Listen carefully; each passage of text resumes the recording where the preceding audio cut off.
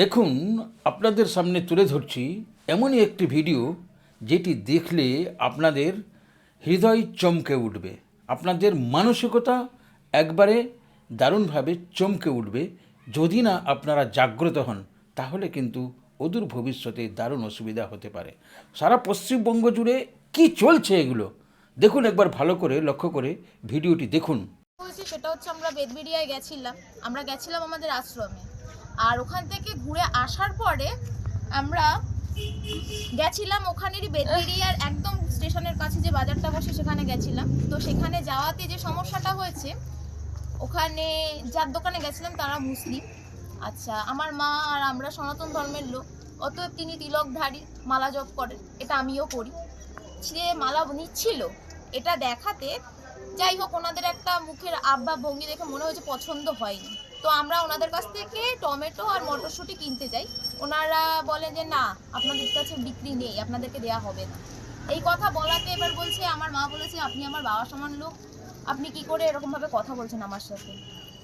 আমি তো আপনার মেয়ে তুললো। এই কথা বলাতে উনি উচ্চ ভাষ্য মানে অশ্লীল ভাষা দিয়ে মানে বেরিয়ে এসে এইটা সেটা ওটা বলে।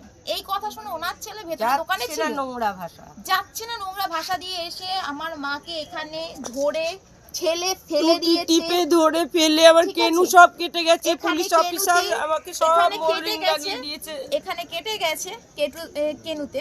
আচ্ছা, এরপরে আমাকে এসে এমন অশ্লীল ভাষা দিয়েছে দেখুন, আর মেরেছে কিভাবে, এই গালেও মেরেছে, রাস্তায় ফেলে দিয়েছে, টোটালি আমাদেরকে রাস্তায় ফেলে দিয়েছে, রাস্তায় ফেলে আর অধিক অংশ মোল্লার এবং মুসলিমরা তাদেরকে সাপোর্ট করে বলছে যে ওনারা যা করেছে ঠিক করেছে, আপনাদের দোষ, সব দোষ আপনাদের জন্যই।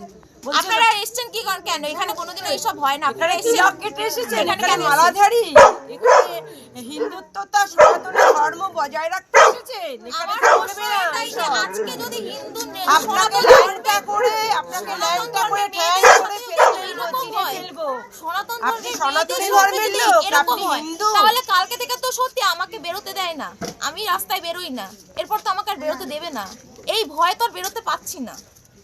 আমার মতো মা, আমার মতো মেয়েকে নিয়ে কি আমরা রাস্তায় চলবো না? আমরা রাস্তায় বেরোবো না? আমরা সনাতনী ধর্মের লোক, এটাই অপরাধ যে উনি আমি তিলক নিতে পারবো না, আমি মালা জপ করতে পারবো না, এটাই অপরাধ ছিল। আরো 100 ঘরের মেয়ে বউ বাচ্চারা কেউ বেরোতে পারবে না। এই কি ধর্ম? সেখানে সব আচরণ পুলিশরা বলে দিচ্ছে আমাদের যে মিটমাট করে নিন, ওনারা গরিব, ওনাদের সাথে মিটমাট করে নিন। ওনারা যদি মুসলিম হয়ে এই কাজ করতে পারে, ওনাদের সাথে কেউ মিটমাট করে নেবে। পরে কেউ এইসব ভাষা দেওয়ার পরে কেউ তার সঙ্গে মীমাংসা করে, আমি তার মায়ের মতো, এবং আমি একটা রাস্তায় ফেলে মেরেছে। কখনো আমার 2.5 মাস হয়েছে, আমি কাগজপত্র সব জমা দেবো, হার্ট অপারেশন হয়েছে, আমার 2.5 মাস হয়েছে। আমি আজকে ঠাকুরের মন্দিরে যাচ্ছিলাম। এটা নিয়ে আপনারা কি চাইছেন?